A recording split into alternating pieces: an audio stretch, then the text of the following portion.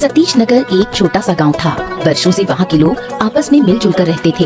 उस गांव का एक निवासी था प्रणव। प्रणव के पूर्वज भी सतीश नगर के ही थे।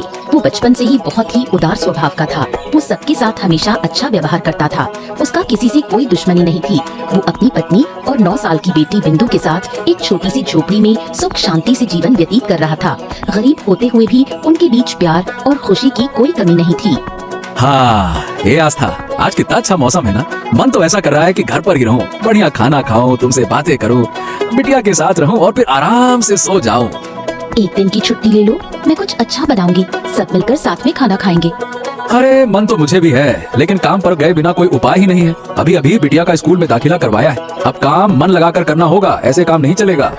जब तुम कह रहे हो तो मैं नहीं रोकूंगी, लेकिन कोशिश करना कि आज रात जल्दी घर लौट आओ। हर दिन देर से लौटते हो, साथ में खाना हो ही नहीं पाता। चलो ठीक है, मैं कोशिश करता हूँ कि रात में जल्दी आ जाऊँ। चलो आस्था, अब मैं चलता हूँ। और हाँ, शायद दोपहर में मुझे समय न मिले, तुम जाकर बिंदु को स्कूल से ले आना, ठीक है ना? ठीक है, तुम चिंता मत करो, मैं समय पर जाकर उसे ले आऊंगी। ये तुम रखो और सुनो। पैसे क्यों दे रहे हो, कुछ लाना है क्या? बिंदु स्कूल से निकलकर कुछ खाने पीने की जिद करेगी तो उसे जो चाहिए इन पैसों से ले देना, है ना? तुम उसकी हर जिद पूरी कर करके उसे सिर चढ़ा रहे हो। उसकी वजह से वो बहुत जिद्दी होती जा रही है। अरे आस्था, एक ही तो हमारी बिटिया है। अगर उसकी चाह पूरी नहीं करूंगा तो किसकी करूंगा? चलो, अब देर हो रही है, मैं निकलता हूँ, है ना? प्रणव पत्नी को विदा कहकर अपने काम के लिए निकल पड़ा। गांव में एक ही किराने की दुकान थी। वो दुकान मुरली नाम का दुकानदार चलाता था। मुरली एक लालची किस्म का इंसान था। जिसके पास पैसे होते उससे वो बहुत सम्मान से बात करता, और जो गरीब होता उसके साथ बहुत बुरा व्यवहार करता। गांव का एक गरीब किसान था आनंद। मुरली हमेशा आनंद से खराब तरीके से ही पेश आता था। हाँ, कैसे हो मुरली? राम राम। सब ठीक ठाक चल रहा है ना? सब मजे में? अरे इतनी बातों की कोई जरूरत नहीं है। मैं कैसा हूँ, क्या हूँ, इससे तुम्हारा क्या लेना देना? क्या लेने आए हो वो बताओ, मुद्दे की बात करो। अरे भाई, ऐसे क्यों बात करते हो? मैंने तो बस एक सामान्य रूप से पूछा, हाल चाल के लिए। अरे हाल चाल क्या, हम दोस्त हैं जो तुमको मैं अपना हाल और चाल बताऊं? हैं? क्यों बताऊं मैं तुमको, बताओ। ठीक है भाई, ठीक है, मेरी गलती। अच्छा, 1 किलो दाल और 2 दर्जन अंडे दे दो। तेरे पास तो पहले से ही पुराने 15 रुपए बाकी हैं। आज वो पैसे दोगे क्या? हैं? हाँ, मैंने कहा था ना कि पैसे देकर अपनी घड़ी ले जाऊंगा। आज मैं सब चुका दूंगा, चिंता ना करो। मुरली आनंद को सामान देता है, लेकिन जब पैसे गिनता है तो पाता है कि आनंद के पास 8 रुपए कम है। अरे पिछली बार भी 15 रुपए कम दिए थे और घड़ी ले गए थे, अब इस बार भी 8 रुपए कम है। अरे मुरली भाई, मुझे सच में पता नहीं चला कि पैसे कैसे कम है। चलो ठीक है, कोई बात नहीं। अगली बार आऊंगा तो 8 रुपए और ऊपर के दे दूंगा। चिंता मत करो, मैं चुका दूंगा, कहीं भाग नहीं जाऊंगा। अरे भाग नहीं जाओगे, लेकिन दे भी तो नहीं रहे। सीधी बात है भैया, अब बहाने नहीं चलने वाले। अभी के अभी पूरे पैसे दो, वरना एक भी सामान नहीं मिलेगा। हाँ। अरे इतनी सी बात पर क्यों गुस्सा करते हो मुरली भाई? 200 रुपए का सामान लिया है, बस 8 रुपए ही तो कम है। हाँ, मुझे कुछ नहीं सुनना। जब तक पूरे पैसे नहीं दोगे कोई सामान नहीं मिलेगा, सीधी बात है। आनंद ने बहुत विनती की, लेकिन मुरली ने उसे कुछ नहीं दिया। दुखी होकर आनंद बिना सामान लिए लौट गया।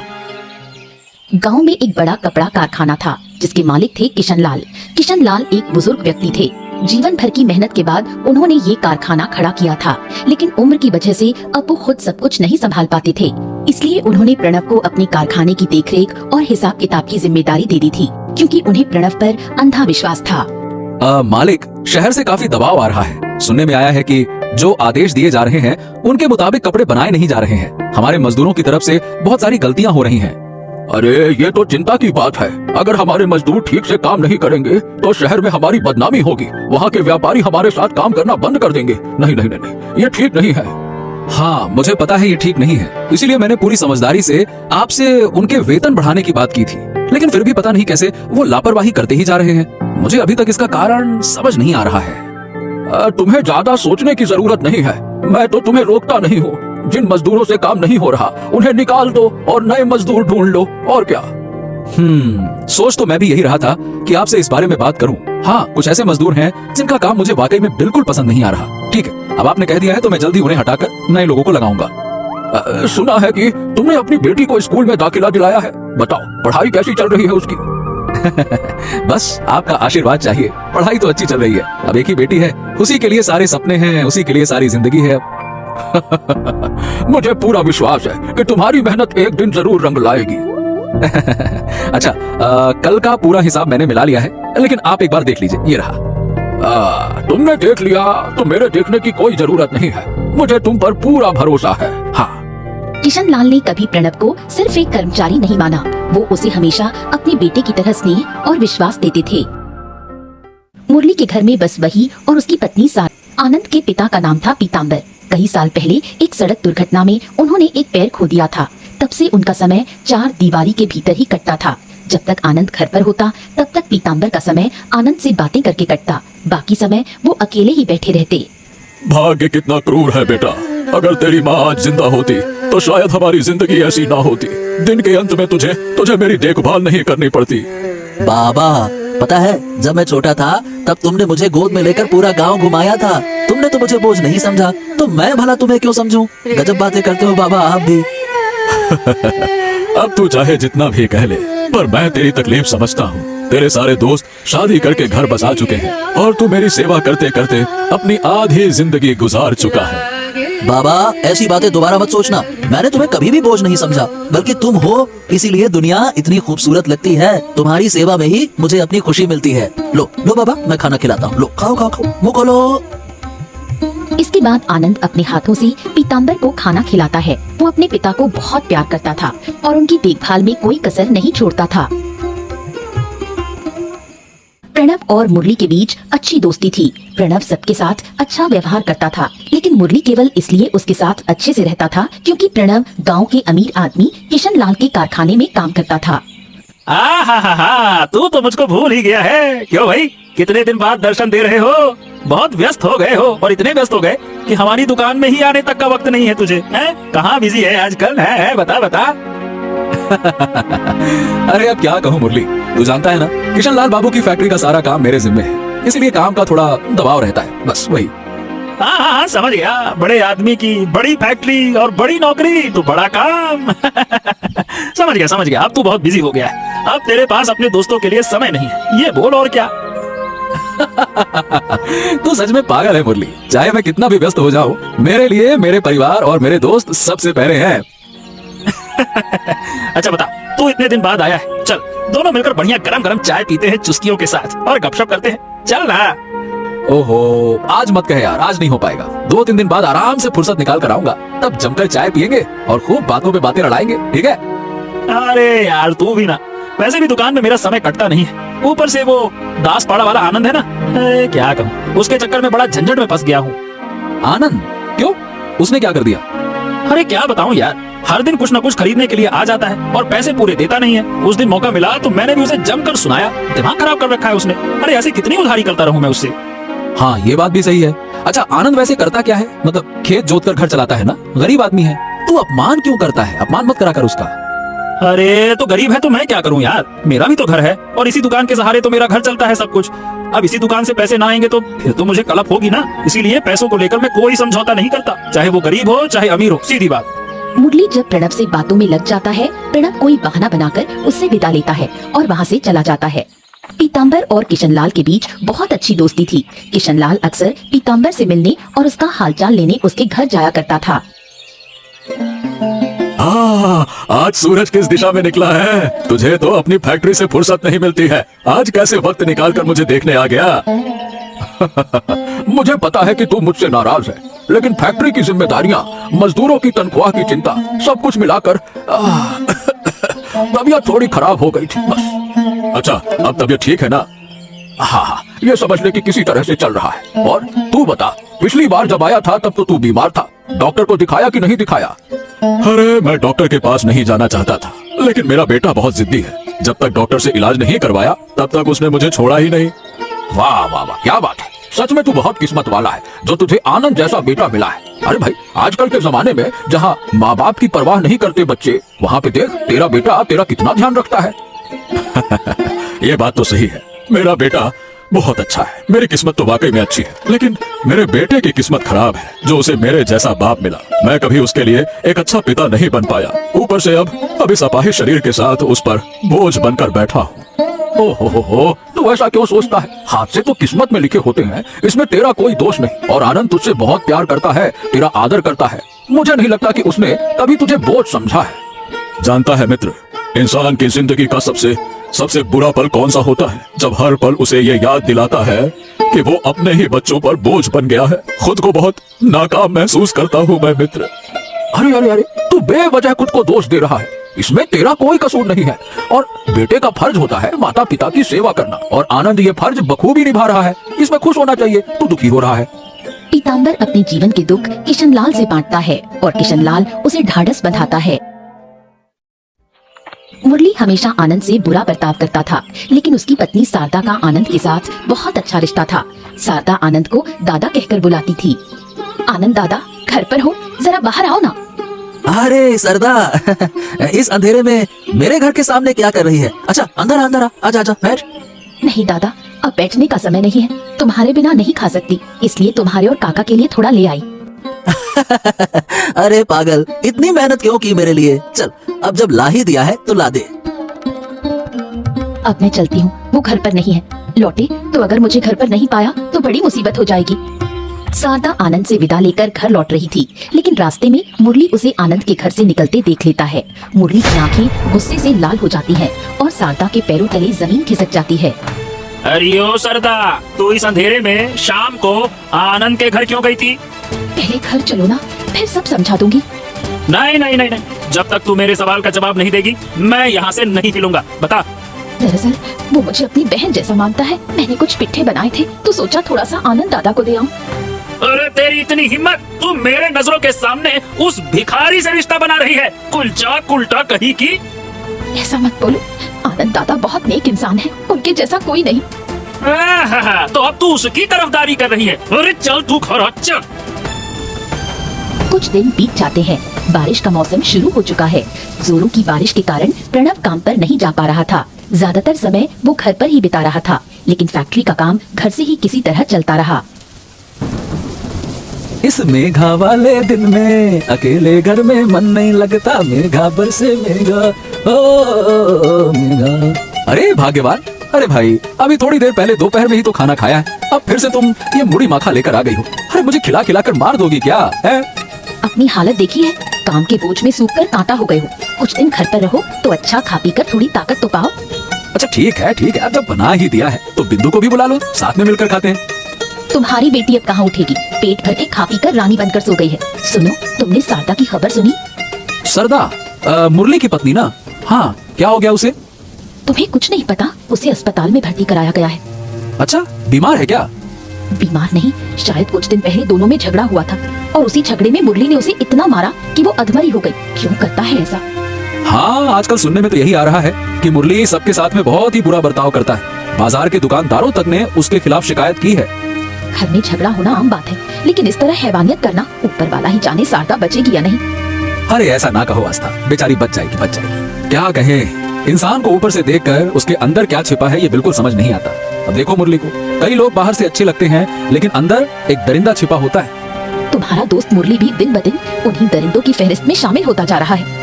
वो दोनों बारिश की फुहारें देखते हैं, लेकिन दिल में शारदा की चिंता बनी रहती है। एक दिन किशनलाल बाजार गया। मुरली उसे देखते ही सामने आ खड़ा हुआ, लेकिन किशनलाल मुरली को देखकर चिढ़ गया, क्योंकि मुरली किशनलाल का बहुत ही नापसंद व्यक्ति था। लेकिन किशनलाल की अपार दौलत के कारण लालची मुरली हमेशा उसकी खुशामद करने की कोशिश करता रहता। प्रणाम किशनलाल बाबू, प्रणाम प्रणाम। आज आप इस बाजार में आए हैं, आपको देखकर तो मैं खुद को धन्य समझ रहा हूँ। क्यों भाई, क्या मैं कोई भगवान हूँ या फिर जिन्न हूँ जो मुझे देखकर धन्य हो गए? आप तो मजाक भी बहुत अच्छा करते हैं। अच्छा, क्या आप बाजार करने आए हैं? तो आइए मेरी दुकान पर। आपको पैसे देने की जरूरत नहीं है, आप आइए आइए। अरे भाई, मैं कहाँ से खरीदारी करूँगा, ये मेरा फैसला है। क्या मैंने कहा कि मैं तुम्हारी दुकान से खरीदारी करना चाहता हूँ? और वैसे भी मेरे पास इतनी हैसियत है कि मुझे किसी से मुफ्त में कुछ लेने की जरूरत नहीं है। जो लूंगा पैसे से लूंगा। हाँ। अरे आप तो मेरे बड़े हैं, इसलिए मैंने बस सम्मान के नाते कहा। तुम्हारे इस सम्मान की मुझे कोई जरूरत नहीं है। मेरी अपनी पसंद की दुकानें हैं, मैं वहीं से सामान खरीदूंगा। और पहले जाकर अपनी पत्नी को सम्मान देना सीखो, फिर दूसरों को सम्मान देना। बड़े आए। बूढ़ा लोमड़ी कहीं की, पैर लटके हैं कब्र में और जवान चल रही है चपड़ चपड़। खुद की बीवी तो कब की मर गई और मुझे बता रहा है कि पत्नी को कैसे रखूं। बेटा तेरा भी समय आएगा, रुक जा। प्रणव की बेटी बिंदु के स्कूल में सांस्कृतिक कार्यक्रम था। कार्यक्रम में प्रणव और आस्था दोनों ही गए। कार्यक्रम के बाद तीनों एक साथ घर लौट रहे थे। हम तो पढ़ाई नहीं कर पाए, लेकिन आज अपनी बेटी के बहाने स्कूल की कुछ खुशियाँ देख पाए। अरे आस्था, ये तो बस शुरुआत है। मेरी बेटी जब बड़ी होगी ना तो वो हमें देश विदेश घुमाएगी, देखना तुम। देश विदेश घुमाने की जरूरत नहीं, बस अच्छी इंसान बन जाए, यही काफी है। तुम्हारा सपना जरूर पूरा होगा बेटी। मैं पूरे गांव में गर्व से कहता हूँ कि मैं एक डॉक्टर का बाप हूँ। कितने दिनों बाद हम सब साथ में घूमे, खुशी मनाई, परिवार के साथ बिताया गया ये छोटा सा पल ही सबसे खूबसूरत यादें बन जाती हैं।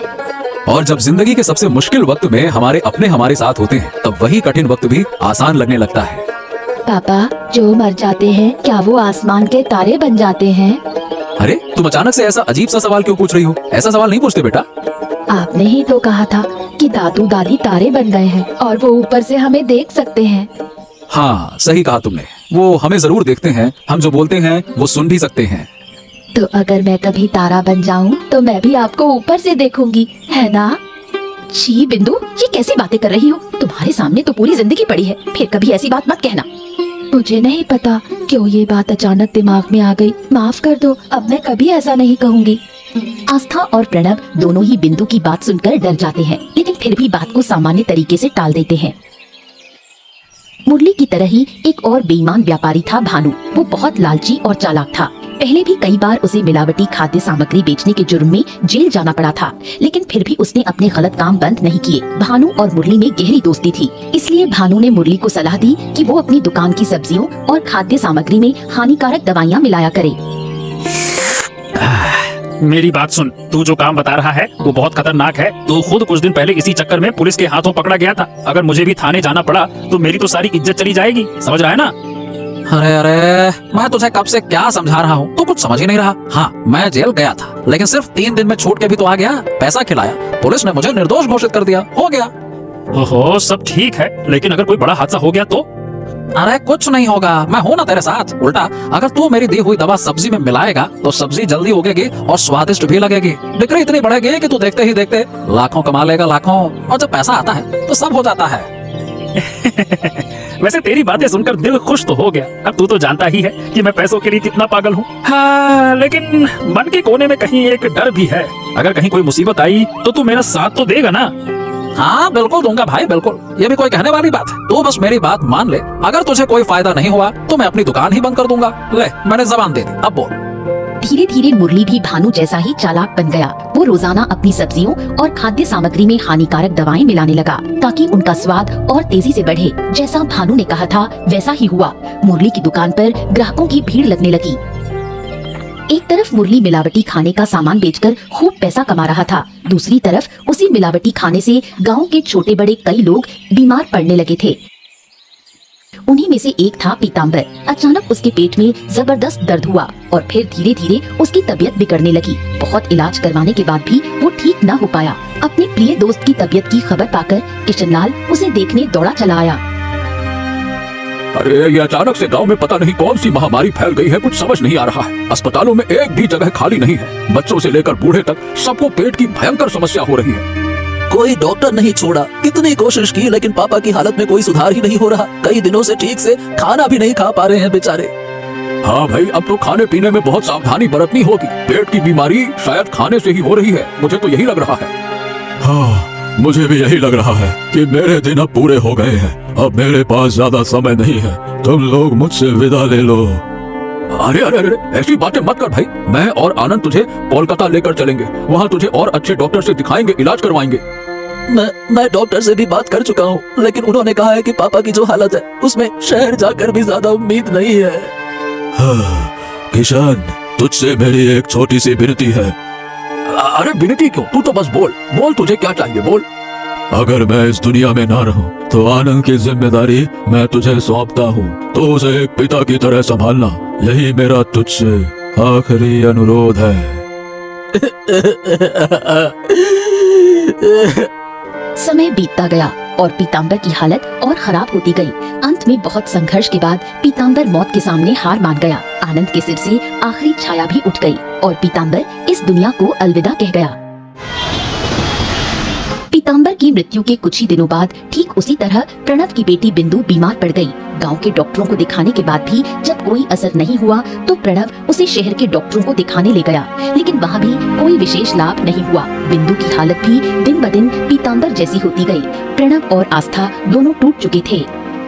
कई दिनों से बच्ची सिर्फ पानी पी रही है, कुछ भी नहीं खा रही। ऐसे में वो और भी कमजोर होती जा रही है। मुझे बहुत डर लग रहा है। मैं डॉक्टर से बहुत विनती कर चुका हूँ आस्था, वो अपनी तरफ से पूरी कोशिश कर रहे हैं, लेकिन वो भी समझ नहीं पा रहे हैं कि अचानक से ऐसा क्या हो गया है। जैसे कोई नया अभिशाप आ गया है हमारे जीवन में। अब हम क्या करेंगे? आस्था शांत हो जाओ, ऊपर वाले पर भरोसा रखो। इतनी आसानी से हार नहीं मान सकते हैं। मैं अपनी पूरी जान लगा दूंगा, लेकिन अपनी बेटी को ठीक करके रहूंगा, चाहे कुछ भी हो जाए। मैं ऐसे नहीं जाने दूंगा। माँ पापा, मेरे हाथ थोड़ी देर के लिए और पकड़ कर रखो, मुझे बहुत तकलीफ हो रही है।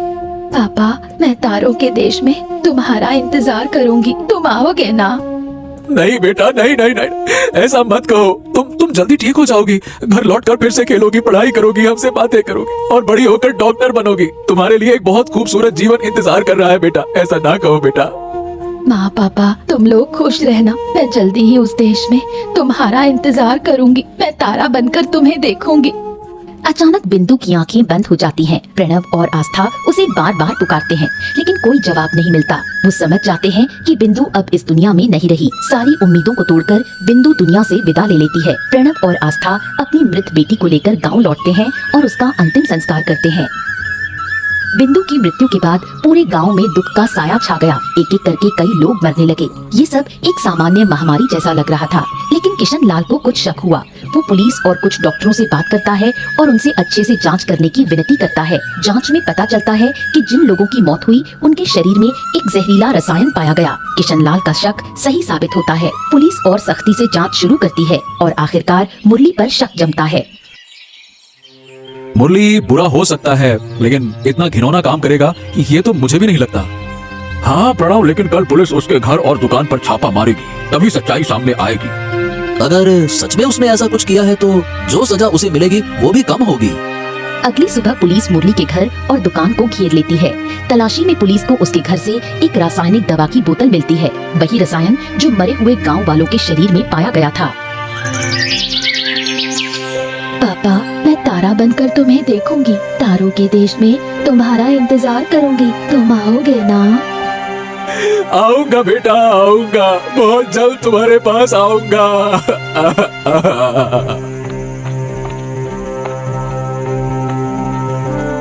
प्रणव भाई, हम लोग कभी अच्छे दोस्त नहीं थे, लेकिन मैं तुम्हारा दर्द समझ सकता हूँ। मैंने भी अपने पापा को खोया है।